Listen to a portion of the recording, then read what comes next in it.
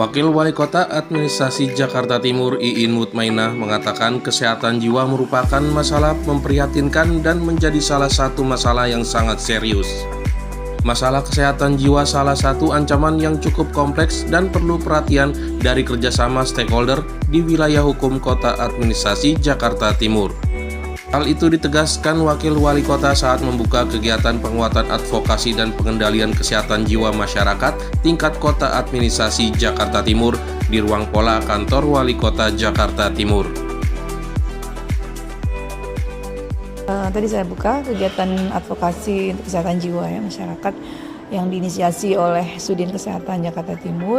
Dimaksudkan adalah untuk menyampaikan informasi dan edukasi terkait tentang kesehatan jiwa masyarakat untuk para pejabat lingkungan Kota Jakarta Timur, khususnya camat, lurah, dan UKPD terkait, juga ada Kemenak ya ikut hadir di sini. Nah, prinsipnya adalah bagaimana kita menyiapkan kesehatan masyarakat secara paripurna. Kalau berdasarkan Undang-Undang Kesehatan itu secara menyeluruh, tidak hanya bersifat fisik tetapi juga kesehatan jiwa. Dan kalau kita lihat lagi definisi operasional tentang kesehatan jiwa itu sendiri juga terkait dengan cara berpikir, kemudian yang lainnya itu emosi, motivasi dan sebagainya, itu juga bagian dari kesehatan jiwa yang harus kita optimalkan.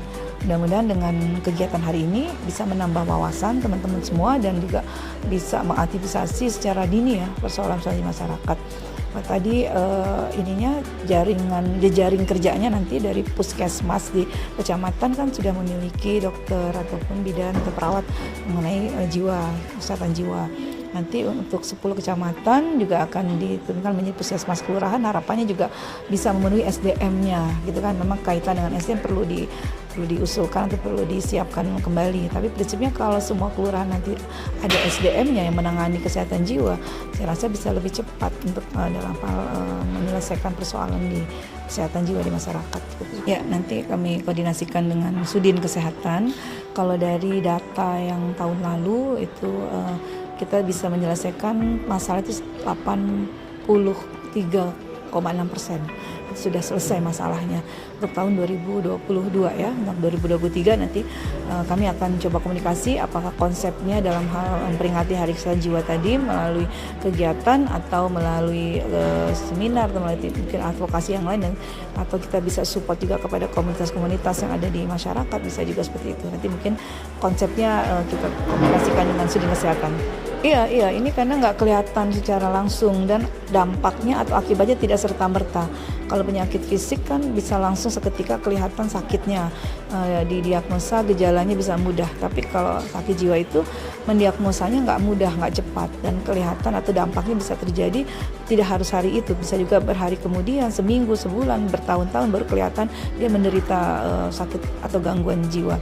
Jadi memang perlu banget semua orang tua tahu betul itu bagaimana menyiapkan anak dengan generasi yang sehat ya secara fisik dan mentalnya, karena memang itu harus diawali dari sebelum pasangan ini akan menikah. Kita sudah mengetahui ilmu ini menurut saya, karena penting banget mendidik anak itu menjadi salah satu fondasi utama bagaimana melahirkan generasi yang bagus, yang baik seperti itu. Iya, kami akan komunikasikan ini, informasikan ini kepada seluruh komponen ya, kan itu bisa masuk ke dalam jejaringnya, misalkan forum komunikasi ulama Umaro itu bisa kita sisipkan informasi kegiatan ini, kemudian ke kader-kader PKK, kader Posyandu, kader kesehatan, itu juga bisa menyampaikan lagi kepada masyarakat. Jadi nanti tangan-tangan kita di bawah ini bisa membantu untuk menyampaikan dan bisa ya tadi mengantisipasi sejak awal, sehingga ketika ada hal-hal yang mungkin bisa kelihatannya kok ini nggak sesuai gitu ya, mungkin ada orang yang mungkin atau anak-anak yang dilihat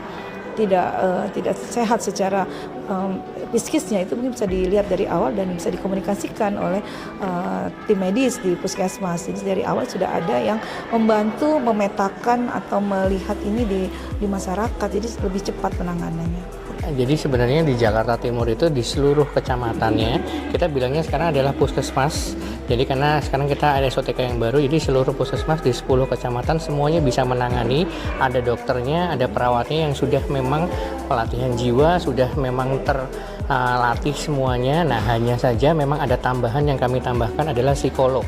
Nah, dari psikolog tadi dari 10 kecamatan ada 7 yang sudah, yang 3 yang belum itu adalah ada di Durensawit, ada di Makassar, dan kemudian ada di Cakung. Nah, rencananya 2024 insya Allah nanti semuanya akan kami penuhi psikolog tersebut. Nah, tapi tetap pelayanannya tetap bisa walaupun tanpa psikolog gitu. Psikolog hanya menambah supaya menegakkan diagnosisnya dan terapinya lebih tepat lagi. Nah, kemudian tadi dari target yang sudah disampaikan bahwa ada 5.300 dari tahun ini yang untuk kita jaring. Alhamdulillah sampai bulan Agustus sudah 83,88%. Artinya sudah 4.400 lebih yang kami sudah diagnosa ODGJ dari pasien-pasien jiwa. Nah, targetnya adalah 5.300 semuanya juga bisa terjaring dan bisa kita tangani sesuai dan semaksimal mungkin. Nah, indikatornya semuanya. Jadi kalau ditanya gangguan jiwa itu dari kecil sampai lansia itu semuanya gitu. Jadi tadi disampaikan bahwa yang namanya gangguan jiwa itu kan kesehatan mental, artinya seluruhnya, baik tadi yang ringan depresi sampai yang berat sampai schizofren sampai yang gaduh gelisah dan sebagainya, itu semuanya juga kami sudah diagnosis. Jadi tidak hanya yang ringan-ringan saja tapi yang berat juga gitu. Bisa juga ada dari nafsa juga, jadi bisa dari nafsa. Nah, makanya tadi saya bilang kita tujuannya penguatan ini supaya kita deteksi dari awal, screening dari awal. Jadi kita lakukan di semua lini, baik itu ada di Disdik, di sekolah-sekolah, nanti ya penanganan dengan puskesmas semuanya. Jadi mudah-mudahan semuanya bisa tertangani dengan baik gitu. Betul, semuanya. Nanti kita koordinasi dengan LH, koordinasi dengan Disdik, makanya semuanya kalau ada screening kami akan giatkan, gencarkan koordinasi dengan puskesmas-puskesmas dan juga dengan lintas sektor terkait semua. Tadi makanya kita undang juga Satpol PP, jadi kalau ada yang ketemu orang gangguan jiwa yang ada di jalan, yang terlantar dan sebagainya bisa kita koordinasikan. Jadi semuanya di Jakarta Timur kesehatan bisa paripurna tertangani dan pelayanannya prima. Tim Liputan Kominfo Jakarta Timur melaporkan.